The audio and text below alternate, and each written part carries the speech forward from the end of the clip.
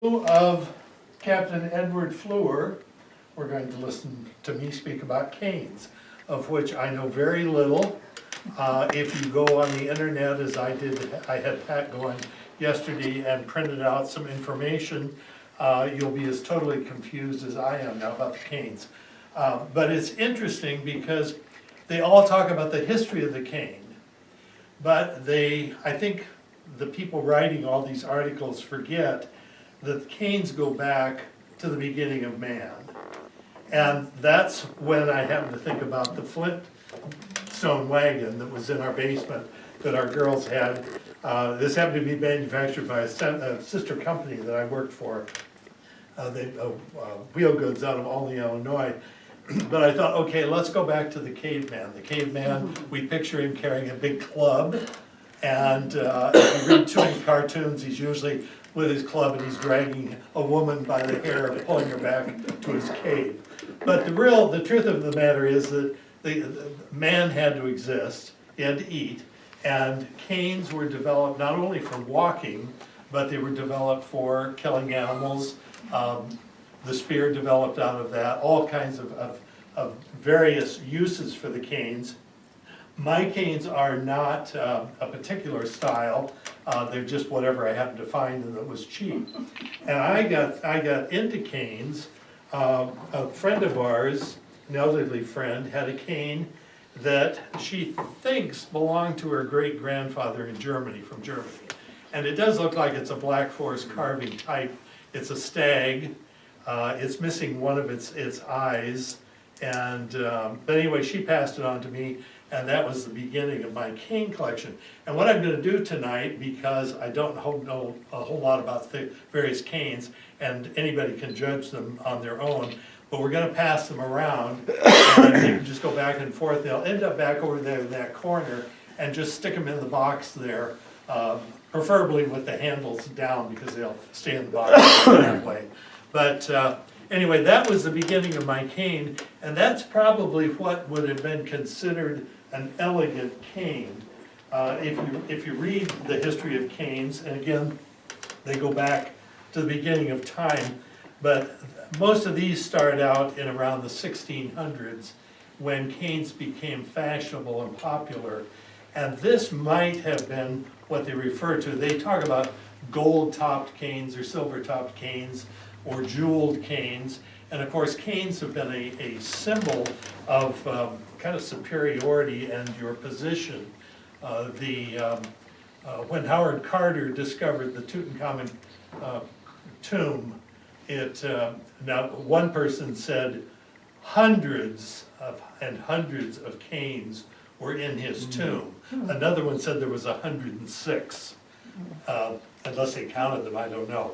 But anyway, this might be considered what would be a fashionable cane, although far from it, because it would not have been an expensive cane.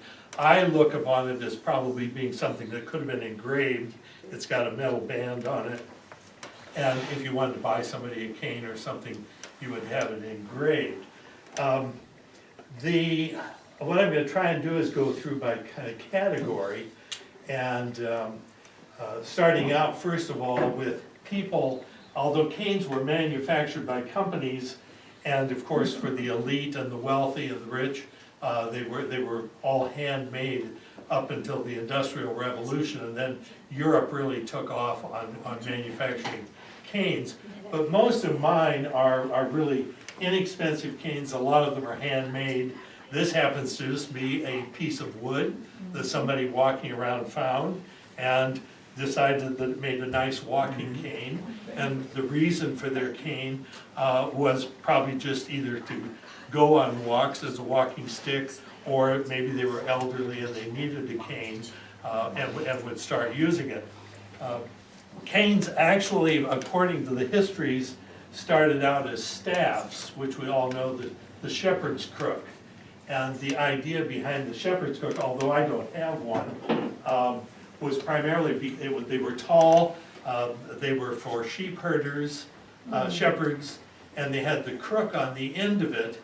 And I'm not sure how they got the crook. Routinely, I would say, from my knowledge, you'd take the wood product of any kind, you'd steam it or heat it in water for a long period of time, and then you would bend it around a form to get the crook. The reason that they had the shepherd's crook was because of herding sheep. If they began to get away from you, you could grab them around the neck or the body and pull them back to keep them safe to you, to keep the wolves away from them. But the secondary purpose of the crook was to fight the wolves off if they were attacking your sheep or whatever. So canes on walking sticks have always had a dual purpose. One for stabilizing you when you walk, or holding it as a walking stick if it's longer. And I meant to bring my wife's walking stick that she takes with her now when we travel, just for stability and things. It helps her along and makes it a lot easier. But anyway, that's the reason so many canes are bent like that. And I think all of these are pretty much bent with, well, there are some other styles, but going on through some of the wooden pieces that have been found that are natural and not made by men, as in two pieces being put together. Here's a couple more examples of wooden ones where they found it. Here's one with kind of a gnarly end on it, a stub, almost like an Irish shillelagh. And again, the reason for the shillelagh having a knob on the end was if you were going home from the pub and somebody was coming at you, you could take it and bash them in the head with it, and it became quite a weapon. And in fact, most tribal members around the world, their status, the chief of the tribe, will have an ornately carved, almost a club type staff, but it also shows his superiority and his position within the group that he's living with. And as you handle these, you'll see all the different textures, and that's kind of the neat thing about being able to. I've got a product here that you can't hurt, and you can kind of feel it. Here's a couple more wood ones, but I'm not going to send those around. It becomes a little bit redundant here. Then you run into really unusual pieces of wood that people have found, as opposed to just a stick or a branch out of a shrub or out of a tree. These have a little more character to them.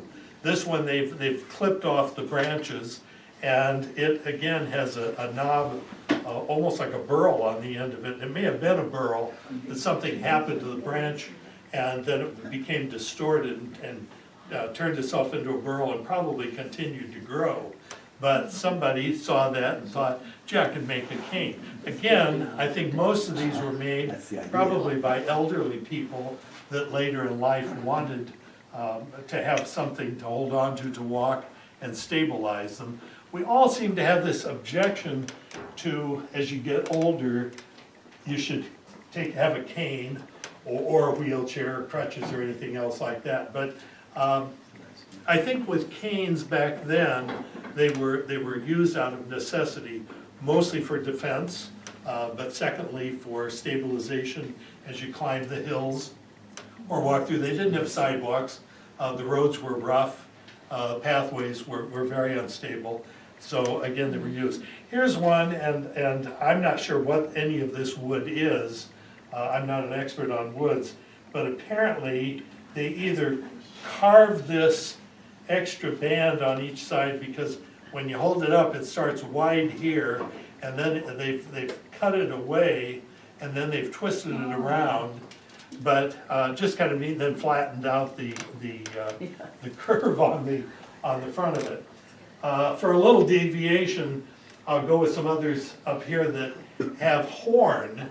That was another thing that was very popular, was if you happened to kill a deer or an elk or whatever, and you wanted to make a cane, and you could use the bone.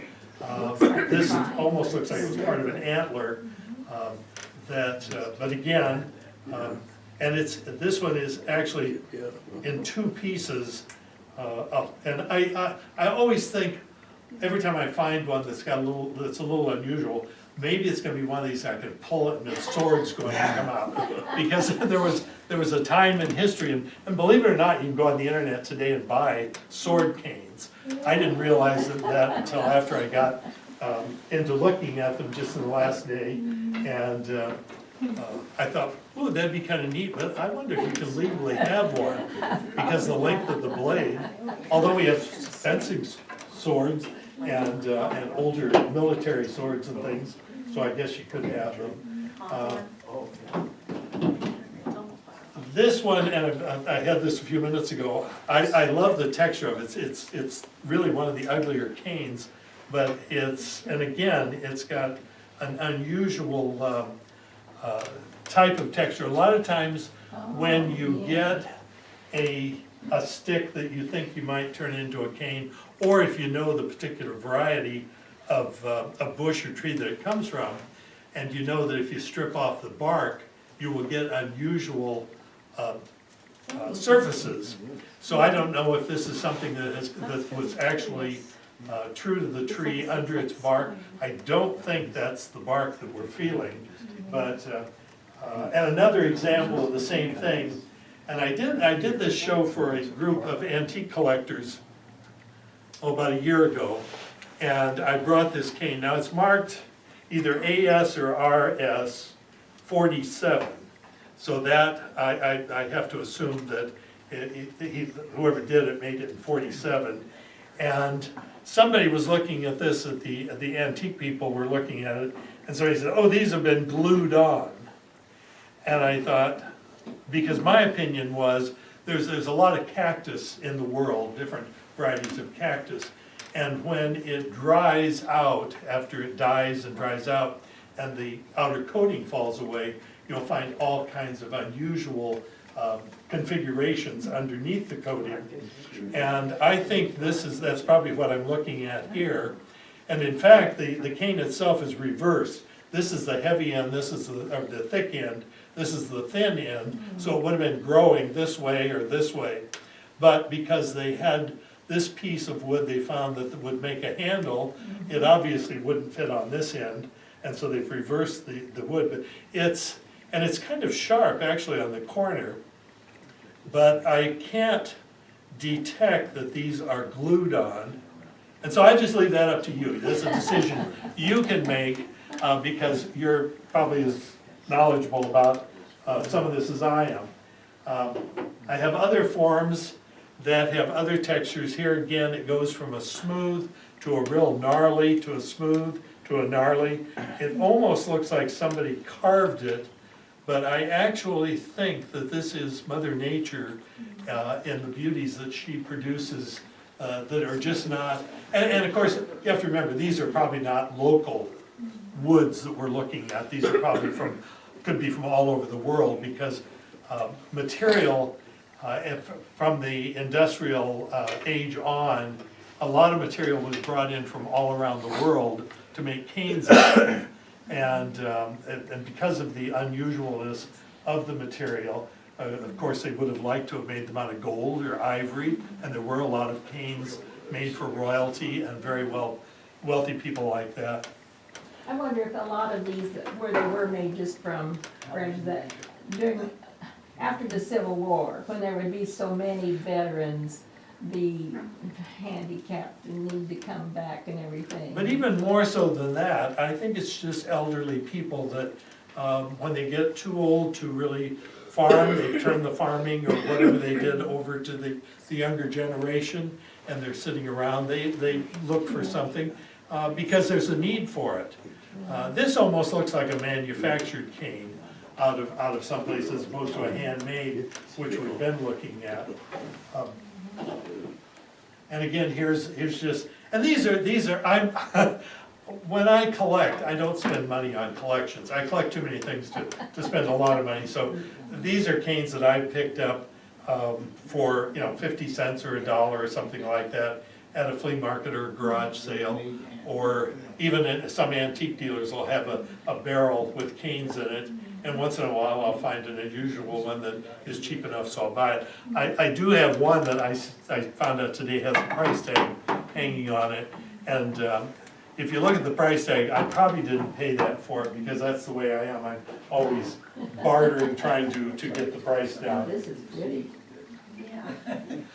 Yeah, you're mentioning how pretty the wood is. I mean, they're all so unusual.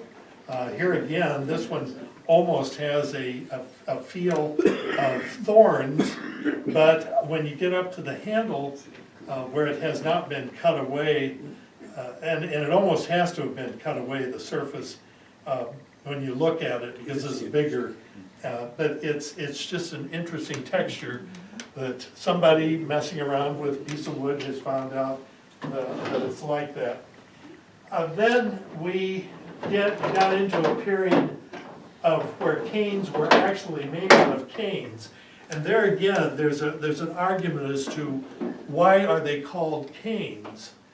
You can find some people that will reference back to Cain and Abel in the Bible. There are people that will say that a lot of the materials came out of the Far East. A lot of the cane itself, and canes were made out of cane, a lot of them were. There's also a theory that in ancient Rome, and throughout the Roman Empire, that there were always wild dogs roaming the streets. And of course, if the dogs weren't fed, they were hungry, and they would attack the people. And the picture that it shows is a club, maybe about this long, gnarly on the end, and tapers down to where it would be easy to hold it, but then there are spikes. And this was called a cane because that was a word for dog. It was a weapon that women especially would carry in the streets of Rome to defend themselves if the dog packs would come after them. It kind of looked like a bowling pin, a big bowling pin with spikes, spikes in it. But anyway, we run into an era of where canes were made out of actual cane. And then we have a really ugly one. I hope I didn't pay anything for this thing. But anyway, I mean, it's so ugly. But it is a piece of cane, or bamboo. This is bamboo. Cane is a reed type material that canes were made out of. But these are bamboo, and then somebody's put an atrocious knob on the end of it. But there again, it was just somebody coming up with the idea for making a cane. And then we actually have a decent one that I have that, believe it or not, it's from Iowa. And can you believe it has corn on it? The handle is an ear of corn, and then there are 2 ears of corn coming out the side, and they have stenciled Iowa on it. So some innovative farmer or somebody has taken a piece of bamboo and turned it into a walking stick or a cane. Probably a cane in this case because it's got a rubber tip on the end. And usually when you see rubber tips on the end, it's for safety and it's for somebody wanting to be more stable when they walk. There are things called gadget canes, and that's kind of where it gets a little confusing because some gadget canes are gadgetry and others are defense and military weaponry. There are canes that have guns in them, there are canes that obviously have swords in them, sabers in them, daggers in them that come apart. And so canes were used for a number of different things, but there again, it keeps coming back to a weapon.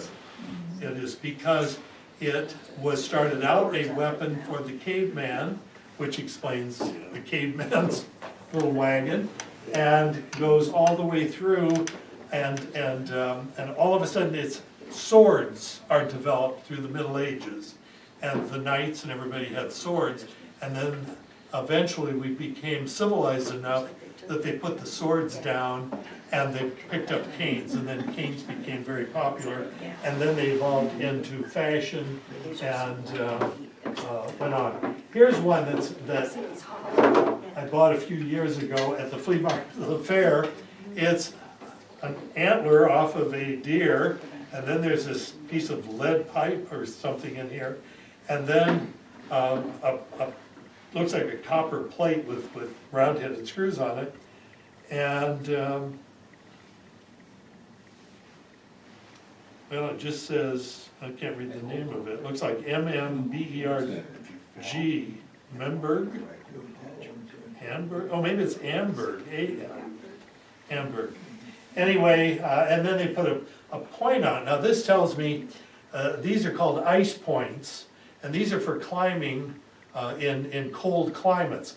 You'll see Swiss, I happen to have a couple here of Swiss canes. They again have the ice points on the bottom, which you'd probably have trouble getting these back on a plane today, unless you put them in your whole baggage because of the points.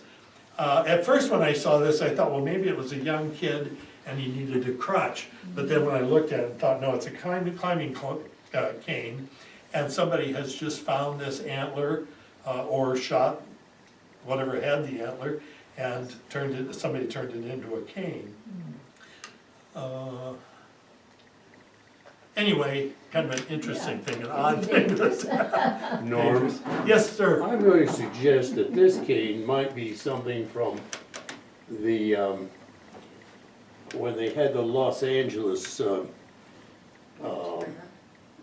they all met in Los Angeles, where Bars wrote, "We're from Iowa, that's where the tall corn grows." Oh, could be. And this might have been something that was sold at that, and I'm not just sure what that, I think it was in Los Angeles. Yes, like a weapon. It looks like a, something for commercial sale. It does, and you know, there were a lot of things. Now, I've got one here that I bought this because it was 1943, which happens to be my birth year. But it says 10-year member, 1943,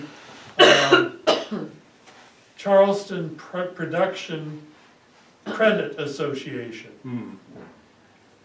So there again, it might be something that you know was produced. And I thought that I had one here that was a standard, kind of like what Joe Henry was talking about, that farmers would carry, and they'd get them and they'd prod the hogs. They always liked a nice Now, that's sturdy kind of thing. what Great Grandpa's looks But like, it's pretty I bad. thought I had one that was from the Chicago World's Fair, Century of Progress. And I do have one, but it's in Century of Progress over here that I'll get to when I get to this mess.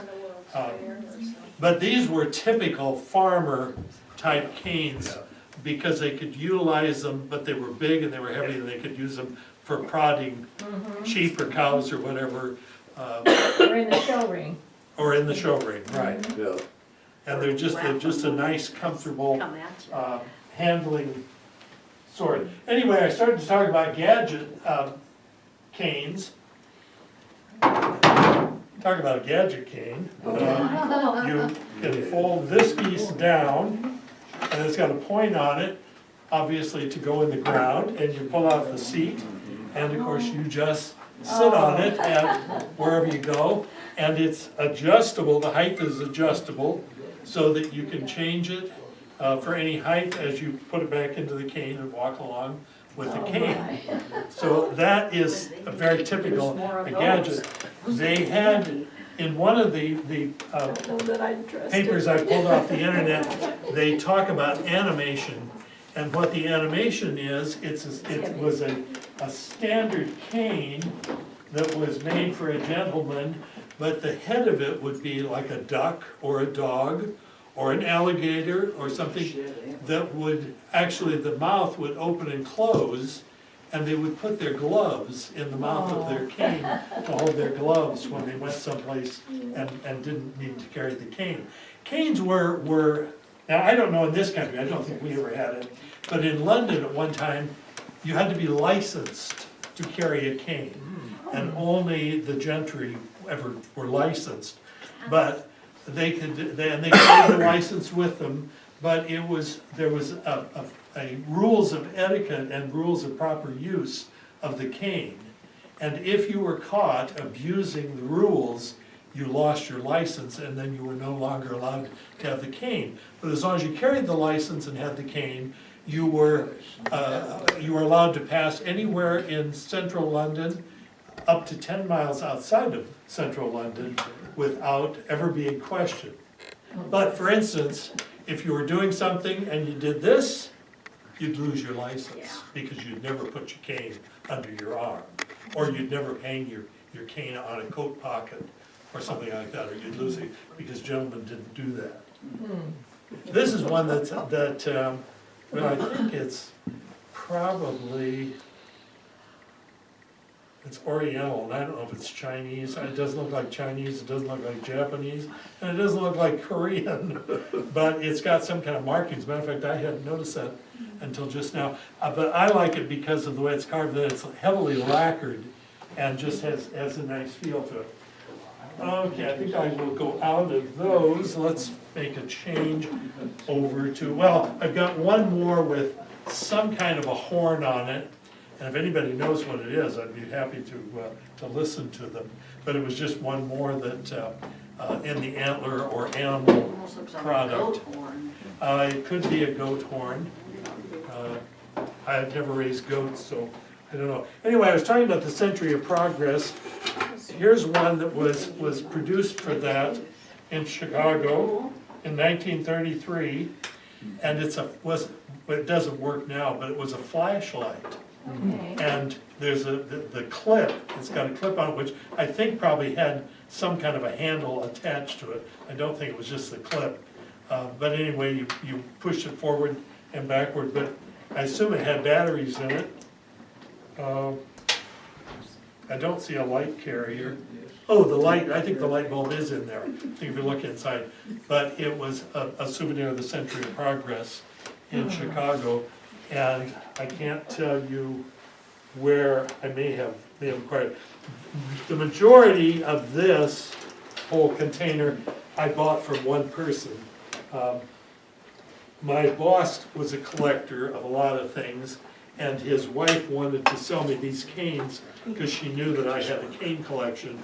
And so I had probably, maybe a third of these I had picked up on my own, but they're carnival canes. And of course, the ones that are not so neat are just the wooden stick with a wooden handle on it.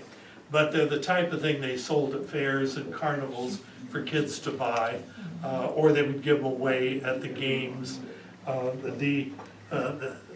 That's kind of an ugly one. Some of them were a little more painted and had the little ribbon or string attached to them. In fact, I think I recently bought 2 of these because I've got some heads that are missing the cane. And so I thought I could always cut those off and put the heads on. But just very typical. One of those has a metal tip on the bottom and the other one doesn't. I think this is also a Century of Progress. Yeah, 1933. And this particular cane was sold at the German pavilion. And of course, I assume it's supposed to be beer. It almost looks like it should be wine in a glass like that. But it was actually sold at the German pavilion at the World's Fair. And I ran across it. This is one I ran across. It did not come with the collection. And I knew what it was, but the dealer didn't know what it was. Obviously, it says on there 1933. But anyway, I was able to pick that up. And then you get into the porcelain-headed, which I think are neat. And they've got all kinds of characters. And in fact, there's one I don't have that I was just noticing. Pat ran off for me. That is a Mickey Mouse, one that was put out under licensing by Walt Disney. And I'd love to have one of those. There's also dice, there are baseballs, all kinds of dogs, there's pigs. Some of them still have their loops. Oh, this one has a price on it. A $15 sale firm. That must have been one Bill bought, I didn't buy that. So what period do you think these are from? For the period, The year? Yeah, I would guess from anywhere from the 20s, 30s, Okay. and into the 40s. By the time we got to the 50s, the wooden ones would have been, and the wooden ones may have been around longer than that, but they were the cheaper ones. These would have been the more expensive. You probably had to pay 50 cents for these as opposed to a dime for Since the a couple of others. these have the 1933 sticker Oh, I on, see. and they are very similar to some of the others. It kind Right. of gives you the Right. sense of it. And then there is one here that I kind of like, it's a composition. If any of you women remember composition dolls, as they age, they begin to fall apart, but they're molded, as opposed to, well, the China ones are molded also, but these are molded and then painted, which is kind of a quirky dog. And if you did research, you might find out that he was a cartoon character. Oftentimes, they would replicate cartoon characters and put them on them. And then you get to plastic, which probably would be the 50s or 60s, although the cane looks older than that, but you don't know where these have been. So what substance would this be? This would be It's a- older than those. It's probably a wood pulp composition, and I don't know if that would Like be a older. paper mache type? Yeah, no, it's harder than paper mache though. It Yeah, it's, would be I'm sure a sawdust composition and glue and then pressed into a mold. This one says Japan on it. That's a clue. And that would be post-war then, Yeah. right? Otherwise it would say Nippon, Yep, this cute little guy. yeah. He's really cute. Again, I'm not an expert on canes and, you know, He's a cute. I'm guessing like everybody else. And then there is one here that I don't think is actually a Kewpie. It's got like a Kewpie doll, and I think she's probably made out of what's called visceloid.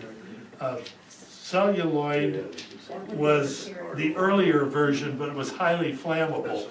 And so then they went to what was called visceloid, and I think somebody has created this cane. However, this one, I ran across the Kewpie doll, and rather than attach it, I just stapled it, because they were generally on a very light bamboo cane. But, and this one I'm not gonna pass around because she is awfully fragile. But, and in fact, she has a dent on the side of her head.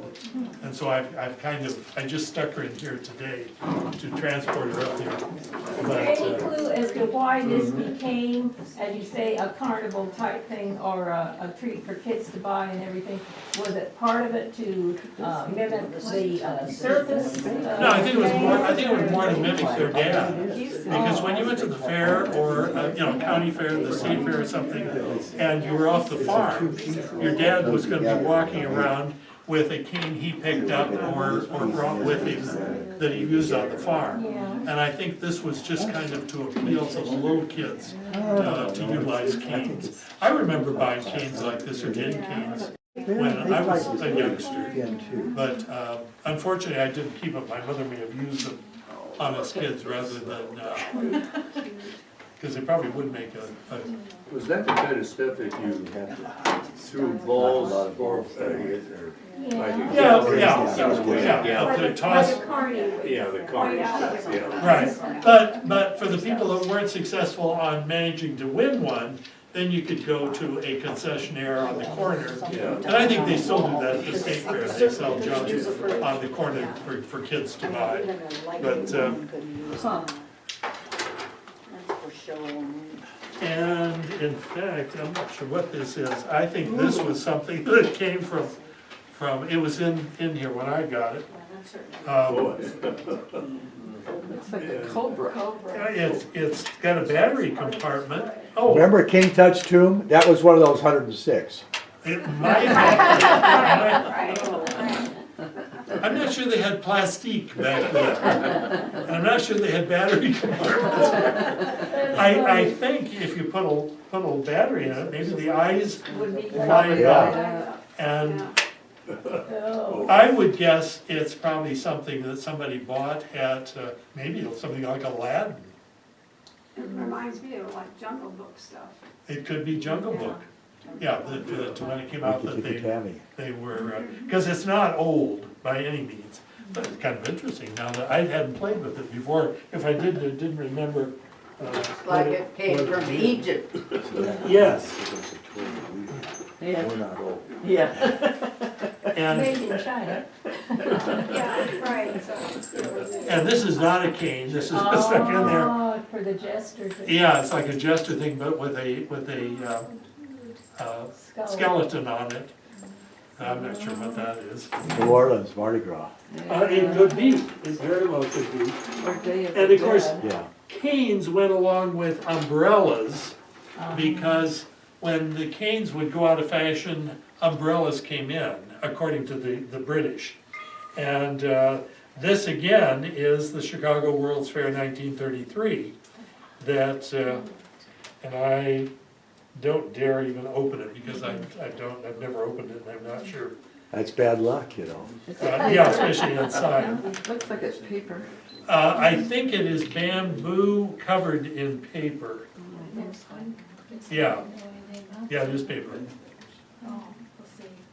And it was probably sold at the Japanese pavilion. Anyway, pass that around. Yeah, should be. It's a giant drink umbrella. Yes, very large. The back of this says, made exclusively for Ringling Brothers. Oh, okay, so it was for the Okay. You have circus. to look really careful on Okay. this, but I don't see a date, but it's, But I'm anyway, guessing so I don't from know. the, probably from the Things you could 80s. buy. Oh, the souvenir. This also says 1933, it looks like a big swizzle stick, but I think it's more what they call them, the military people use, swagger Baton, stick. baton. Yeah, but it looks like a child's swagger stick, but I don't know what you'd buy that for, other than just a souvenir. Oh, and pretty soon you get to the magician's wand too. Oh, there's another, Oh, and this also has a battery compartment, so maybe this was made for Halloween, and just got stuck 1933. in there. That's quite a collection. And this guy is But this on, looks like it has a coin in it. oh, maybe it is a coin. Maybe it was a coin from the World's Fair, a souvenir coin. This guy also says Japan on the back of him. And again, he almost looks like he's probably a character out of the time of something that, because it's Is really that- strange. That's I'm not not sure if it's a Snoopy, lamb. is it? China, that's for sure. No, Is it's it a a lamb? dog. It's a dog with dogs. Oh, a poodle. Well, isn't that Snoopy? It's just close to Cobra's own. Kinda like Snoopy, but not exactly. And in one of my Snoopy didn't have notes, those. You're right. I highlighted all this stuff, but actually I'm just talking about, but one of my notes in here, Bob mentioned Ed Morrow, who did our program last month, and I highlighted it. It says, and actually this is a guy that's from Australia. Actually, it's the Tasmanian stick dresser walking sticks. But it's all about Australia and New Zealand and shepherd's crooks. But he's talking about the walls of my study are adorned with objects many people would regard as useless rubbish. They are the bygones of the farm and of the farmhouse.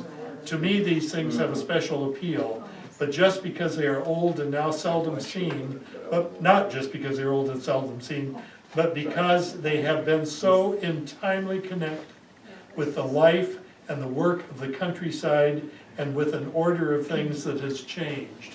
And of course, Ed Morrow brought this collection of gadgets, kitchen gadgets and pencil sharpeners and razor sharpeners and just everything imaginable. And I wrote a note, it describes me, and then I added Ed Morrow. But canes are really quite fascinating, and I see now that if you, I mean, you could probably spend your life doing research on nothing but canes. I didn't pass them all around, they become rather all the same. This one, as I said earlier, is a for walking with ice, and is the Edelweiss carving from Switzerland. And this one somebody bought is a souvenir that the little flag says Switzerland where the world meets. And again, it has the Edelweiss on it, and it's got a couple little add-on plaques, which remind me of, we took our daughter with us, our youngest daughter with us on one trip to Europe, and she bought stickers in these little metal things from all over the place.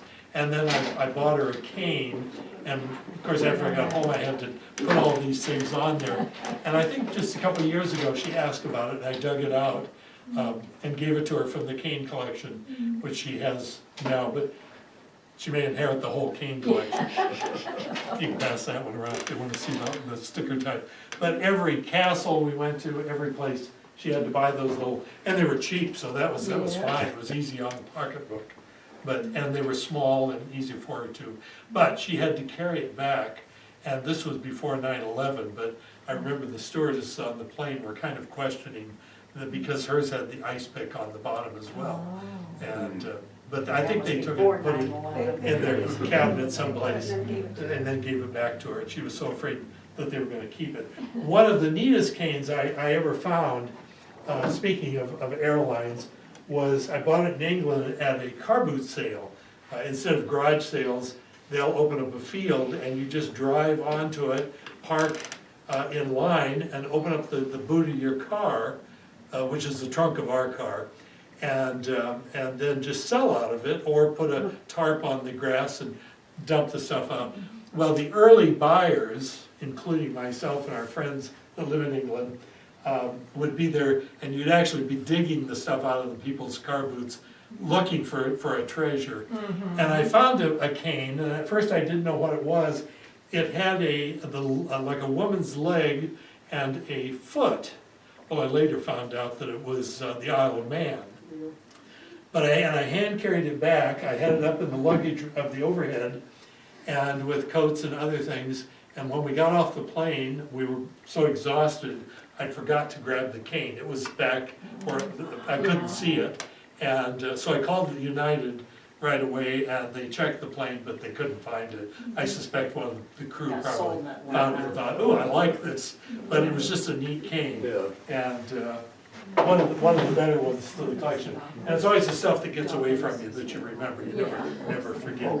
Anyway, that in a nutshell is about my cane collection, and it's just one of many things that I collect. But so now I think we have refreshments Yes, we out do. Give us just a minute. And don't pass the refreshments, I don't wanna take any of that home. Eat them up. Thank you. Now, you didn't touch on the wagon though,